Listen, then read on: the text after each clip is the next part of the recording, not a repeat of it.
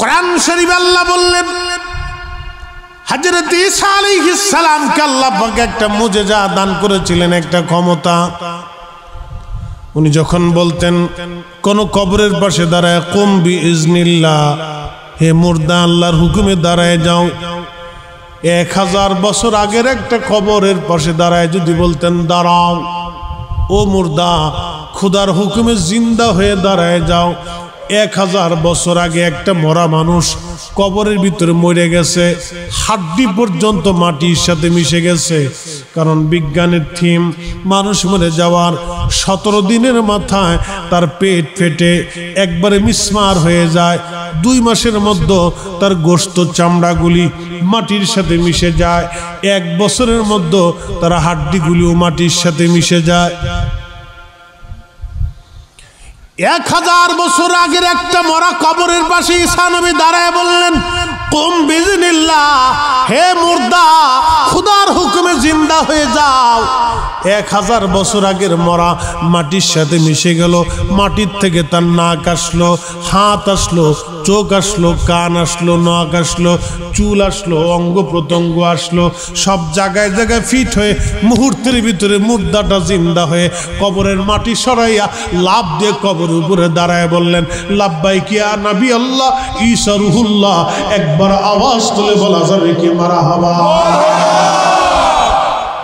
আচ্ছা আপনারা বলেন হযরত ঈসা নবী এই মুজিজা যদি ঈসা আলাইহিস সালামের হয়, তাহলে আমার নবী জিন্দা মুর্দাকে হুকুম দিলে জিন্দা হয় কি হয় না? খুব মনোযোগ দেন। হযরত ঈসা নবীর এই মুজিজা ছিল। আরেকটা মুজিজা ছিল ঈসা আলাইহিস সালামের। আল্লাহ পাক কোরআনে বললেন ওনাব্বিউকুম বিমা তাকুলুন। আল্লাহ কোরআনে বলতেছেন ও আমার বান্দারা তোমরা শোনো, ঈসা নবীর আমি আরেকটা মুজিজা দিয়েছিলাম। তিনি তোমাদের তার উম্মতের ঘরের খবর কি খায় উম্মত, এটা ঈসা নবী বলে দিতে পারতেন। ওনাব্বিউকুম, তোমাদেরকে আমি সংবাদ দিতে পারি, বলে দিতে পারি। বিমা তাকুলুন, তোমরা কি খাও। ওয়ামা তাদাখিরুনা ফি বুয়ুতিকুম, তোমাদের ঘরের মধ্যে কি আছে আমি ঈসা নবী বলে দিতে পারি। এখন প্রশ্ন, ঈসা নবী কয়জন? জোরে বলতে হবে। ঈসা নবী কয়জন? উম্মত কয়জন? হ্যাঁ জোরে কর না। আজকে ঘুমাবার দিতেছি না, ওই চিন্তা বাদ দিন। কিন্তু আজকে অভ্যাস আছে না? এই তো পীরের মুরিদ হইলে এরকমই হওয়া লাগবো। জিমেন্নে মুরিদ হয়ে লাভ নাই, শক্ত মুরিদ হইতো। কথা কর না কেন? খুব মনোযোগ দিয়ে। হ্যাঁ বাপ শক্ত আছে, খুব মনোযোগ দিয়ে। ঈসা নবী কয়জন? একজন। উম্মত কত? আল্লাহ বলেন ওমা তাদাখিরুনা ফি বুয়ুতিকুম। কোরআন শরীফ সূরা আলী ইমরান থেকে বলতেছি। ঈসা নবী একজন। আল্লাহ বলেন ওয়াউনাব্বিউকুম বিমা তাকুলুন। এক ঈসা নবী লক্ষ লক্ষ কোটি কোটি উম্মতের খাবারের খবর ঈসা নবী একা বলতে পারে। তার মানে ওই উম্মতের ঘরের ভিতরে কি খাবার আছে, রুটি না দুধ, ঈসা নবী বলতে পারেন। ওই উম্মতের ঘরের ভিতরে কি খাবার আছে তাও ঘরের ভিতরে যাইয়া বলা না, এক জায়গা দাঁড়াইয়া ঈসা নবী সমস্ত পৃথিবীর উম্মতের খবর বলে দিতে পারে। প্রত্যেক উম্মতের ঘরের মধ্যে কি খাবার আছে, ওই বাংলাদেশের উম্মতের ঘরে কি খাবার আছে, ওই আমেরিকার উম্মতের ঘরে কি খাবার আছে, সৌদি আরবের উম্মতের ঘরের মধ্যে কি খাবার আছে, লেবাননের উম্মতের ঘরের মধ্যে কি খাবার আছে, ডেনমার্কের উম্মতের ঘরের মধ্যে কি খাবার আছে। হযরত ঈসা নবী এই খবর যদি বলে দিতে পারে, এটা খাবারের খবর গেল। এরপর আল্লাহ বলেন ওয়ামা তাদাখিরুনা ফি বুয়ুতিকুম, ঘরের মধ্যে কি আসবাবপত্র আছে সেটাও ঈসা নবী বলে দিতে পারে। ঘরের মধ্যে কি আছে, খাটের নিচে কি আছে, আলমারির মধ্যে কি আছে, ট্রাঙ্কের মধ্যে কি আছে, ভিতরে কি আছে, কয় টাকা আছে, কি পরিমাণ গহনা আছে, কি পরিমাণ আসবাবপত্র আছে, ঘরের কোনায় কি আছে, দক্ষিণ মোড়ায় কি আছে, পূর্ব কোনায় কি আছে, উপরের দিকে কি আছে, মাটির নিচে কি আছে। ঈসা নবী একা কোটি কোটি উম্মতের ঘরের খবর যদি ঈসা নবী বলতে পারে, তাহলে আমাদের নবী আমাদের উম্মত নবীর উম্মতের খবর বলে দিতে পারে কি পারে না? এসব দেখি কানার হাট বাজার, এক কানা কই আর এক কানারে চলো এবার ভব পারে, ওরে নজদি কানা পথ চিনে না, ওরে নজদি কানা পথ চিনে না, পরকে ডাকে বারংবার। এসব দেখি কানার হাট বাজার। বাজান খুব মনোযোগ দেন। ঈসা নবী কয়জন? উম্মত আছে কত? ঘর আছে কত? ঘর আছে কত? লক্ষ লক্ষ ঘরের খবর এক নবী যদি বলতে পারে। আমি বলি নাই কোরআন বলেছে, আমি বলি নাই কোরআন বলে। আচ্ছা আপনারা বলেন কোরআনের শব্দ মিথ্যা? পরিবর্তন আর হবে? আকাশ ভেঙে গেল, পৃথিবী পুড়ে গেল, সাগর শুকিয়ে গেল, তাহলে বোঝা গেল অরিজিনাল আমরা সুন্নিরাই হক, নজদি হলো কানার ঘরের কানা। কোরআন বলতেছে, আমি বলি নাই, আল্লাহ বলেছে। আমি বলি নাই, আল্লাহ বলেছে। ঈসা নবী একজন, আর যদি না মানেন তাহলে আল্লাহ তারপরে কি বলে দেখেন। আল্লাহ পাক এরপরে বলতেছেন, ইন্না ফি যালিকা লাআয়াতাল লাকুম ইন কুনতুম মুমিনিন। যদি তোমরা মুমিন হও, যদি তোমরা মুমিন হও, মুমিন হও, ইন্না ফি যালিকা লাআয়াতাল লাকুম, নিশ্চয় এই নিদর্শনই তোমাদের জন্য যথেষ্ট। যদি তোমরা মুমিন হও, ঈসা নবীর এই মুজিজা তোমরা বিশ্বাস করে নিবা। যদি মুমিন হও, ঈসা নবী এক নবী যদি প্রত্যেক উম্মতের খবর বলতে পারে, ঘরের খবর বলতে পারে, খাবারের খবর বলে দিতে পারে, তোমরা যদি মুমিন হও, আল্লাহ ডাক দেখো এই নিদর্শন তোমরা বিশ্বাস করবা বিনা বাক্যে, বিনা দলিলে। ঈসা নবীরটা যদি বিনা বাক্যে, বিনা দলিলে বিশ্বাস করাটা ঈমানের কারণ হয়। আমাদের নবী উম্মতের রন্দে রন্দে, অণুতে পরমাণুতে রহমতে আলা নবী খবর নিতে পারে। উম্মতের বাড়ির খবর, ঘরের খবর, খাবারের খবর, আমলের খবর, ইবাদতের খবর, উম্মতের নেকির খবর, রহমতে আলা নবী ইমানের খবর, নামাজের খবর, রুকুর খবর, খুশুর খবর আমার নবী বলে দিতে পারে। এই বিশ্বাস করা ইমানের পরিচয়। যারা করবে তারা মুমিন, যারা করবে না তারাই হলো অরিজিনাল নজদি বেঈমান। কথা বলেন ঠিক কিনা? একবার আওয়াজ তুলে বলা যাবে কি মারহাবা? বলেন তো, জিকির করলে অন্তরে ভালো লাগে না খারাপ লাগে?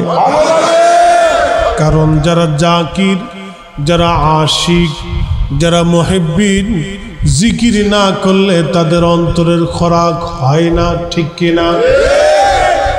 হুজুর গাউসে পাক মহিউদ্দিন আব্দুল কাদের জিলানী বগদাদি আল হাসানি ওয়াল হুসাইনি রাদিয়াল্লাহু আনহু জিকির করতে করতে করতে করতে শূন্যের উপরে উঠে যাইতে। আস্তে কেন বাপ, জোরে বলেন। জিকির করতে করতে করতে করতে শূন্যের উপরে উঠে যাইতেন। শূন্যের উপরে যখন উঠতেন, চারপাশ দিয়ে শুধু নূর চমকাইতো, নূরে নূরান্বিত হয়ে যাইত, আল্লাহর জিকিরের বাজনা চলতে থাকতো। আমার পীর মুর্শিদ বলতেন, বাবা যখন বান্দার 33 কোটি লতিফার ভিতরে একটা লতিফা জিন্দা হয়ে যায়, তখন তার শরীর থেকে জিকিরের বাজনা চলতে থাকে। কালবের দরওয়াজা খুলিয়া যায়, আকাশে আল্লাহর জিকির চলে, জমিন আল্লাহর জিকির চলে, সাগরে আল্লাহর জিকির চলে, গাছের ভিতরে আল্লাহর জিকির চলে, পশুর ভিতরে আল্লাহর জিকির চলে। আল্লাহ সৃষ্টির মধ্যে শুধু আল্লাহ আল্লাহ আল্লাহ আল্লাহ আল্লাহ আল্লাহ জিকির চলতে থাকে। একবার জোরে বলা যাবে কি সুবহানাল্লাহ?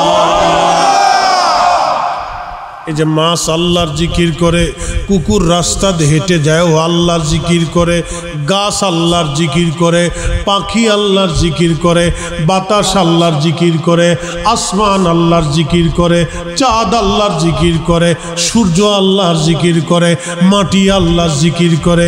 কিন্তু আমরা মানব, আমরা শুনতে পাই না, কারণ আমাদের কান নাই। কি নাই? কান আছে কিন্তু শুনি না, চোখ আছে দেখি না, হৃদয় আছে বুঝি না। এটার নাম অন্ধ, চার পায়া জানোয়ারের চাইতেও খারাপ। আমার দেশের নজদি নজদি বলে, নজদি নজদি নজদি বলে, নবী দেখে কেমনে? নবীর দেখার ক্ষমতা আছে কি? এটা হলো নজদিদের আকীদা। আমরা সুন্নিদের আকীদা, আমাদের নবী সৃষ্টির সব জায়গায় দেখে। কথা বলেন ঠিক কিনা? আজকের মাহফিল আমার নবী দেখে কিনা? দেখে কেমনে? এটা পরে প্রমাণ দিচ্ছি, খুব মনোযোগ দেন। আল্লাহ বলেন, আলাম তারা আন্নাল্লাহ ইয়াসজুদু লাহু মান ফিস সামাওয়াতি ওয়া মান ফিল আরদ। ও নবীজি, আপনি কি দেখেন না আসমান ও জমিনের ভিতরে যা কিছু আছে সৃষ্টির মধ্যে সব আমি আল্লাহকে সেজদা দেয়। আলাম তারা, আপনি কি দেখেন না? আপনি কি লক্ষ্য করেন নাই হে নবী? আন্নাল্লাহ ইয়াসজুদু লাহু মান ফিস সামাওয়াতি ওয়া মান ফিল আরদ। আসমান জমিনের মধ্যে যা আছে সব আমি আল্লাহকে সেজদা দেয়। এখন আপনাদের কাছে প্রশ্ন, আসমান জমিনের ভিতরে শুধু মানুষ আর জিন না অন্য কিছু আছে? ফেরেশতারাও আছে। ফেরেশতাদেরকে আমরা দেখি না, কিন্তু আমার নবী দেখে। কথা বলেন ঠিক কিনা? বন্ধু, সমুদ্রের গভীর একটা মাছ, বিরাট বড় মাছ। কত বড় মাছ এটা আমাদের ধারণার বাহির পর্যন্ত আছে। আল্লাহর পয়গম্বর সুলাইমান আলাইহিস সালাম বললেন, ও রব, আপনি যদি অনুমতি দেন তামাম মাখলুক আমি একবেলা পেট ভরে খাওয়াইতে চাই। আল্লাহ বললেন, তুমি খাওয়াও। জিনদেরকে দিয়ে রান্না শুরু করলেন। সারা পৃথিবীর বড় বড় জিনদেরকে দিয়ে রান্না হলো। সমুদ্রের পারে, আরব সাগরের পারে বিরাট বড় ডেক বসলো, রান্না শুরু হলো। রান্না করে খাবার জমা করতে করতে পাহাড় পর্যন্ত করা হলো। পাহাড় পর্যন্ত জমা হয়ে গেল। আল্লাহর পয়গম্বর বাতাসকে বলেন, এ বাতাস, তুমি এই খাবারের মধ্যে সুন্দর ঠান্ডা বাতাস দিয়ে দাও, যেটা এটা ফ্রিজিং হয়ে যায়, এয়ার কন্ডিশন হয়ে যায়, ঠান্ডা হয়ে যায়, ওই খাবার যাতে নষ্ট না হয়। বাতাস, ঠান্ডা বাতাস প্রবাহিত করতে লাগলো। ওই খাবারগুলি ফ্রিজিং হয়ে গেল, ঠান্ডা হয়ে গেল। একবার আওয়াজ তুলে বলা যাবে কে মারহাবা? বিজ্ঞানীরা ফ্রিজ আবিষ্কার করলো 50 বছর আগে, আর সুলাইমান আলাইহিস সালাম ফ্রিজ আবিষ্কার করছে হাজার হাজার বছর আগে। তেলের গাড়ি তেলে চলে, হাওয়ার গাড়ি হাওয়ায় চলে, বিনা তেলে চালায় গাড়ি। নবী সুলাইমান আমরা সেই মুসলমান। ঠিক কিনা? আল্লাহর পয়গম্বর বললেন, রে বাতাস ঠান্ডা করে দাও খাবারগুলি। সমস্ত খাবারগুলি ঠান্ডা করা হলো। 6 মাস পর্যন্ত খাবার রান্না হলো। আল্লাহর নবী বললেন, আল্লাহ মাখলুক তুমি দাওয়াত করো। মাখলুক দাওয়াত করা হলো। আল্লাহ বললেন, সুলাইমান আগে কি পানির জলচর আগে খাওয়াবো না স্থলচর খাওয়াবো? আল্লাহর পয়গম্বর বলেন, আল্লাহ আপনার ইচ্ছা। সুলাইমান আলাইহিস সালামকে আল্লাহ বললেন, ও সুলাইমান অপেক্ষা করো, সমুদ্রের পানির আগে খেয়ে যাক, পরে স্থলচর যারা আছে তারা পরে খাবে। আল্লাহ ডাক দিলেন, গভীর সমুদ্র থেকে তুমি একটা মাছ চলে আসো। একটা মাছ আসবা, বেশি না। পৃথিবীর সবচেয়ে বড় সমুদ্রের নাম প্রশান্ত। প্রশান্ত মহাসমুদ্রের গভীরতা হলো 36,000 ফিট। 36,000 ফিট গভীরতা। পৃথিবীর সবচেয়ে বড় পাহাড়ের নাম মাউন্ট এভারেস্ট। উচ্চতা সে 29,000 ফিট। এই বিরাট পাহাড়টাকে যদি সমুদ্রের মধ্যে ছেড়ে দেন, নামতে নামতে নামতে নামতে নামতে নামতে সমুদ্রের তলদেশে যে যখন মিশে যাবে, তখন পাহাড়ের উপরিভাগ থেকে সমুদ্রের উপরিভাগ পর্যন্ত আরো 7,000 ফিট পানি বাকি থাকবে। একবার জোরে বলা যাবে কি সুবহানাল্লাহ? বলেন, এই সমুদ্রের মালিক কে?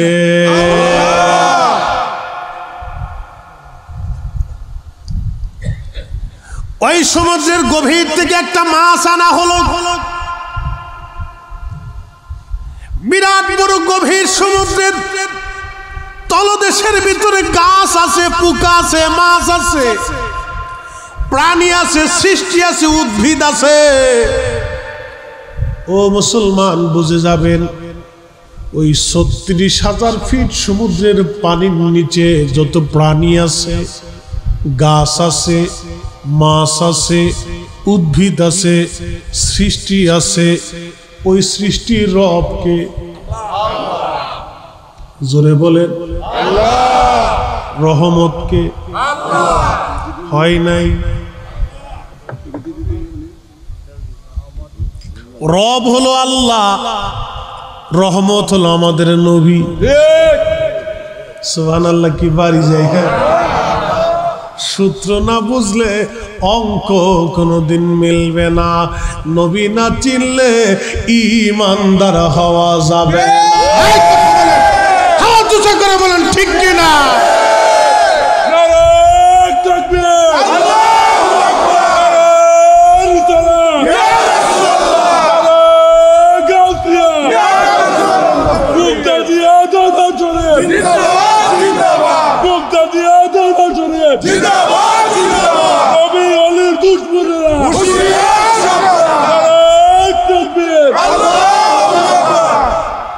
যারো কারণে আমার হযরত পীর কেবলা জান বলতেন, যারো কারণে গত সৃজন রে দেখো চন্দ্র সূর্য তারা শূন্য ভরে আসে অচল চলে ধরা ধরে নবী পদবিনে ভাব সবই মিশে।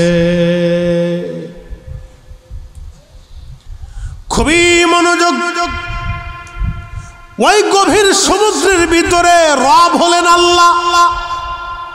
ওই সমুদ্রের নিচে যে একটা মাছ আছে, এই মাছের খাবার দেয় কে? আল্লাহ। ওই উদ্ভিদের জীবন দেয় কে? আল্লাহ। বাজান, আল্লাহর নাম হলো রব্বুল আলামিন। এজন্য সূরা ফাতিহায় পড়ি আলহামদুলিল্লাহি রব্বিল আলামিন।